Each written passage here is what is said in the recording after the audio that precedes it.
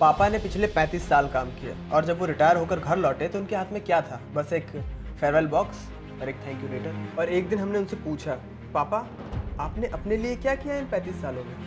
फिर उन्होंने कुछ जवाब ही नहीं दिया था ना, और उनकी उस साइलेंस ने हमें सब कुछ बता दिया।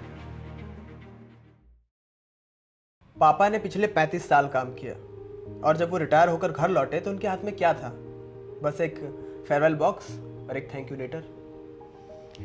हम हमेशा सोचते थे पापा ने कुछ तो प्लान किया ही होगा अपनी पोस्ट रिटायरमेंट ज़िंदगी के लिए, शायद मम्मी के साथ इंटरनेशनल ट्रिप, क्योंकि उन्हें फिल्मों में विदेश देखना कुछ ज़्यादा ही पसंद था। बट इन रियलिटी ऐसा कुछ था ही नहीं। और एक दिन हमने पापा से पूछा, पापा आपने अपने लिए क्या किया इन 35 सालों में? वो कुछ देर तक तो हमें देखते रहे और फिर उन्होंने कोई जवाब नहीं दिया था ना, और उनकी उस साइलेंस ने हमें सब कुछ बता दिया।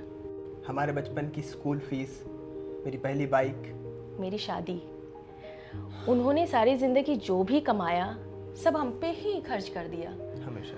अपने लिए तो उन्होंने कभी कुछ जोड़ा ही नहीं। और तभी एक सवाल आया हमारे मन में कि हमने क्या किया है पापा के लिए इन सालों में? मतलब हम भी तो कमा ही रहे हैं ना पिछले कुछ सालों से। बस उस रात हमने ठान लिया कि अब तो पापा को विदेश यात्रा करा के रहेंगे। और फिर हमने स्टेबल मनी ऐप पर एक आरडी शुरू की, 10,000 रुपये हर महीना। और उस आरडी का नाम हमने क्या रखा था? पापा की विदेश यात्रा।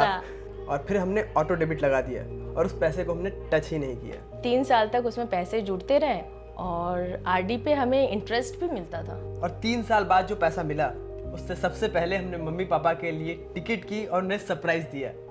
और आरडी पे जो हमें इंटरेस्ट मिला था उससे हमने मम्मी के लिए क्या लिया? इयररिंग्स खरीदी। इयररिंग्स ली थी।